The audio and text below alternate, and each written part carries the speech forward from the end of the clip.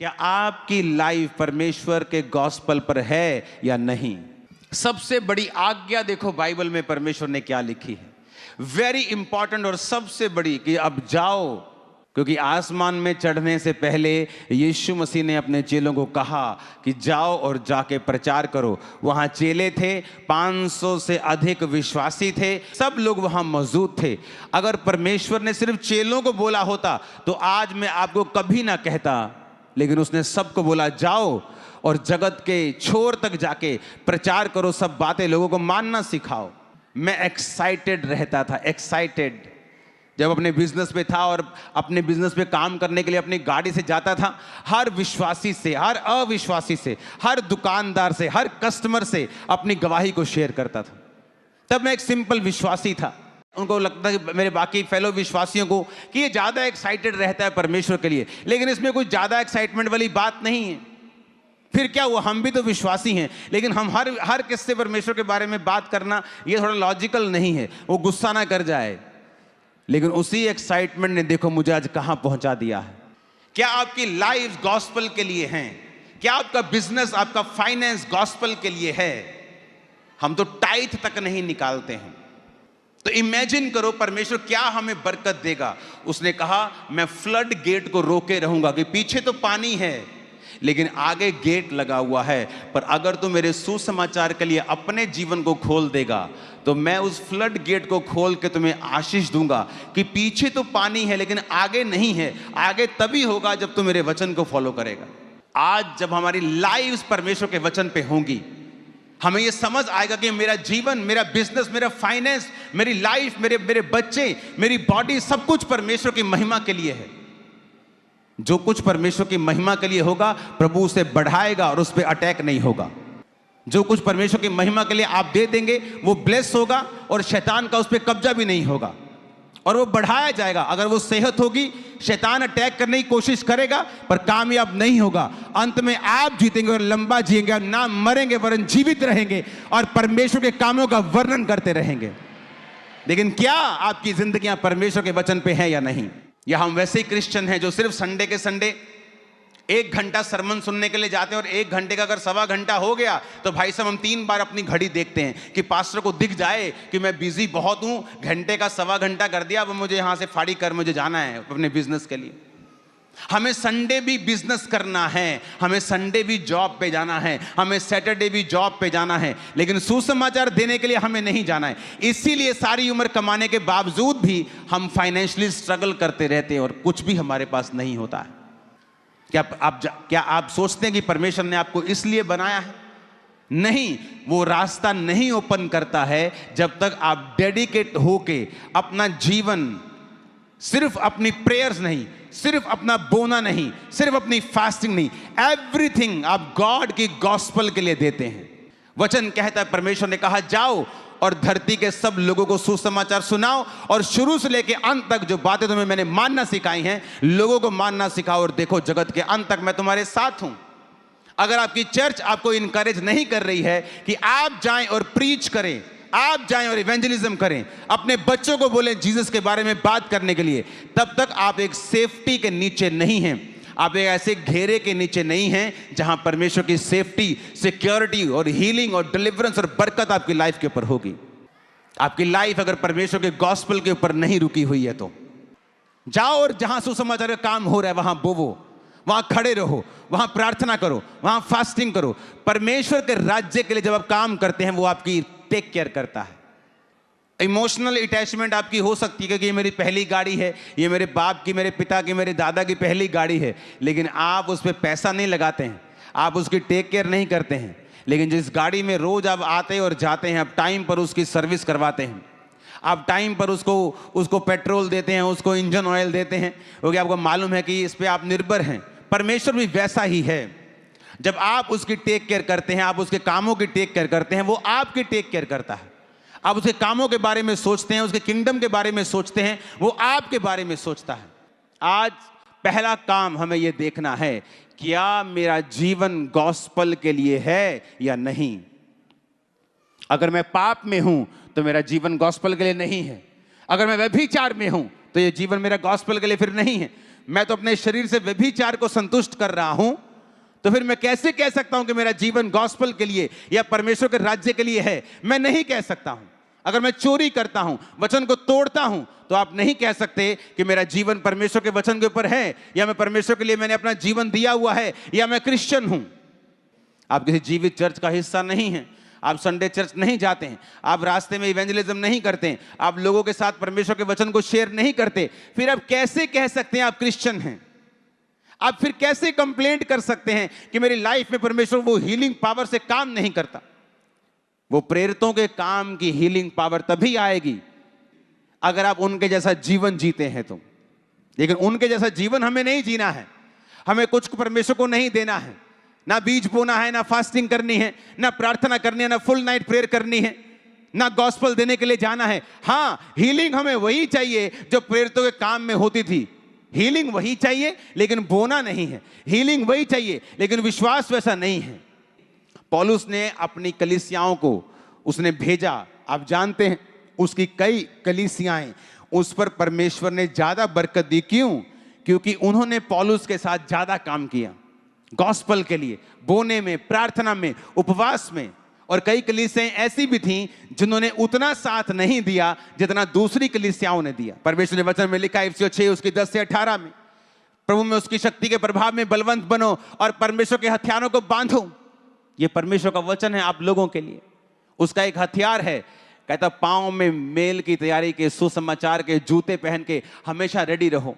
अपने पड़ोसी को हिलाओ और कहो हर समय तैयार रहे। बोल अपने पड़ोसी को हर समय तैयार रहे। जीसस जिस समय क्रॉस पे थे, उस पीड़ा में जब हृदय फट रहा था, एक आदमी ने कहा था, प्रभु जब तू अपने स्वर्ग राज्य में जाएगा तो मुझे याद करना।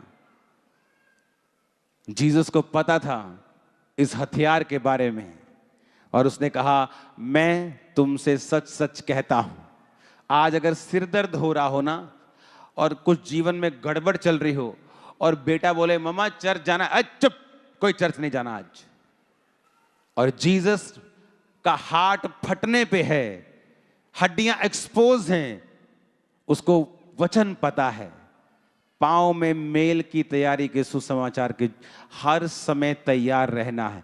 और जीसस ने कहा इस कंडीशन में भी आज शाम मैं और तू दोनों स्वर्ग में होंगे बेटा।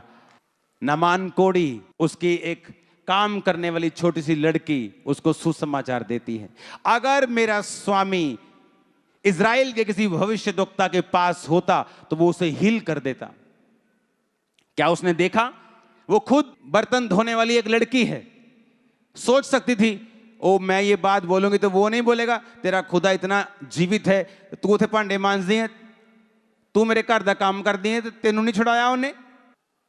उसने नहीं कहा, उसने कहा मेरा परमेश्वर गुड है, God is good all the time. मेरी लाइफ में क्या हो रहा है, इससे गॉड की गुडनेस कम होने वाली नहीं है। और उसने गवाही दी, पांव में मेल की तैयारी के सुसमाचार के जूते, हर समय कहता तैयार रहे, हर समय। तू हॉस्पिटल में है ना, वहां भी गॉस्पेल दे अपने साथी व्यक्ति को। मैं तुम्हें चैलेंज कर रहा हूं, वो तुम्हें अपनी आंखों के सामने डिस्चार्ज होता और हील होता देखेगा, वो भी देखेगा तुम्हें। कहां है हमारा विश्वास, हमारा फेथ कहां है? सेल्फिश कारणों से कि मेरे घर में ये दिक्कत है, मेरी फैमिली में ये दिक्कत है, मेरे कैरियर में ये दिक्कत है, सेल्फिश कारणों से प्रीच नहीं कर रहे हम। नुकसान किसका? आपका। नुकसान किसका? अगर मैं ना करूं, मेरा। कहता जब कोई लाश मिलेगी तो लाश के सबसे नजदीक में जीवित आदमी ढूंढा जाएगा, और जो जीवित आदमी लाश के सबसे करीब होगा उससे उस लाश का लेखा लिया जाएगा। अब बताओ तुम्हारे कितने पड़ोसी हैं जो जीसस के बारे में नहीं जानते और लाश के समान है, और उनका लेखा आप लोगों से लिया जाएगा। वो लाशें कौन हैं? आत्मा में मरे हुए लोग। आप में से कितने लोग हैं जो पड़ोसियों को सुसमाचार दे चुके हैं, अपने साथियों को, अपने मोहल्ला निवासियों को, अपने कोवर्कर्स को, अपने बॉस को जो क्राइस्ट में नहीं है। आपका काम सुसमाचार देना है, चर्च में लेके जाना नहीं। आपका काम है, आपको सुसमाचार दे दिया, आपकी ड्यूटी खत्म। अब वो जाने और प्रभु जाने। अपने संगी साथियों को, कोवर्कर्स को, अपने बॉस को, अपने स्टाफ को, अपने नेबर्स को नहीं। और वचन कहता है पांव में मेल की तैयारी के सुसमाचार के जूते हमें पहनने हैं अगर हमें परमेश्वर के कामों को करना है। अगर वो जूते नहीं पहने, अगर हर समय हम तैयार नहीं हैं, तो इसमें परमेश्वर का कोई नुकसान नहीं है, नुकसान हमारा है, क्योंकि ये एक हथियार है शैतान के खिलाफ। क्योंकि जब आप प्रीच करते हैं, एक स्पेशल काइंड ऑफ ग्रेस आपके जीवन में हमेशा आपको कवर करके रखती है। आपको वो दिखे या ना दिखे, लेकिन वो आपकी लाइफ के ऊपर होती है। Special kind of grace, special kind of covering जब आप सुसमाचार को देते हैं, वो आपकी लाइफ के ऊपर होती है। और इसीलिए लोगों को नहीं पता कि ये एक हथियार है। उसका प्रचार करना एक सिर्फ ओनली कमांड नहीं है, या सिर्फ एक अच्छी बात नहीं है एज ए क्रिश्चियन कि मैं अपने गॉड का, जिसको मैं मानता हूं, अपने विश्वास को शेयर करूं। नो, ये एक वेपन है डेविल के किंगडम के खिलाफ, जिसे आप अपनी नंगी आंखों से नहीं देख सकते हैं। आप नहीं देख सकते कहां वो आपके परिवार के अंदर योजनाएं बना रहा है। कई बार आप बोलते हैं पता नहीं मेरे बेटे को क्या हो गया, एकदम से ही पता नहीं क्या हो गया, एकदम से ऐसे वो गया किसी के पास, कोई दोस्त बना, एकदम से उसका दिमाग चेंज हो गया, वो तो अपना कन्वर्ट हो गया, तो क्रिश्चियन नहीं रहा, वो तो किसी और धर्म में चला गया। पता नहीं एकदम से उसकी लाइफ में कुछ हुआ, वो नशा करने लग गया, एकदम से उसकी लाइफ में कुछ हुआ, वो चर्च जाना बंद हो गया। भाई साहब, वो एकदम से नहीं हुआ, क्योंकि शैतान कंटिन्यू आपकी लाइफ, आपकी फैमिली, आपके बच्चे, आपके बिजनेस, फाइनेंस में जो काम करते हैं, उनके जीवन में लगातार बीजों को बो रहा है, लगातार काम कर रहा है। और कौन उसे काटता है? आप जब सुसमाचार देते हैं किसी को, हेवन में आप शैतान के किंगडम को काटते हैं अपने बच्चों के ऊपर से। आप काटते हैं शैतान के राज्य को, उसकी योजनाओं को अपनी फैमिली के ऊपर से, अपने फाइनेंस के। और आपको नहीं पता, क्योंकि ये आत्मिक क्षेत्र में हो रहा है। गॉड का सुसमाचार देना एक हथियार है। तुम पे एहसान है, गॉड पे नहीं, तुम पे। उसने तुम में एक हथियार दिया है, तुम्हें। गॉड पे एहसान नहीं है, तुम पे एहसान है कि उसने तुमको ये हथियार दिया है। तू प्रीच करेगा तो शैतान की युक्तियां नाश होंगी। तुम पे और मुझ पे ये एहसान है। जब आप प्रीच करते हैं, आपको नहीं पता वो प्रीच जो आप कर रहे हैं, आपके किस एरिया, लाइफ के किस एंगल से शैतान के किस जड़ को, गढ़ को खत्म कर रहा है, जला रहा है, उसको आपको नहीं पता। लेकिन वो हो रहा है 100%। मैं खुदा की प्रेजेंस में खड़ा हूं। जब आप प्रीच करते हैं, शैतान का राज्य आपकी लाइफ से भी खत्म होता है। जब आप जीसस के लिए मुंह खोलते हैं, तब आप शैतान के राज्य को अपनी लाइफ से भी खत्म करते हैं। सुबह आपने मुंह खोला, आपके बच्चों से शैतान गया है। दोपहर को खोला, आपके फाइनेंस से वो निकला है। रात को खोला, आपकी सेहत से वो निकला है। आप नहीं जानते वो कहां से गया है, लेकिन वचन कहता है वो गया है। इन जीसस नेम, प्रीच करने का मसा और स्पिरिट आपके होठों, आपके शब्दों, आपकी जुबान पे ठहर जाए। आप जहां जाने पाए, प्रीच करने पाए। आज के बाद शैतान आपको रोकने ना पाए। आप जब भी बात करें किसी से, जीसस के बारे में करें, अपने आप को रोक ना पाए। आमीन ऊंचा, इन जीसस नेम आमीन ऊंचा, हालेलुया।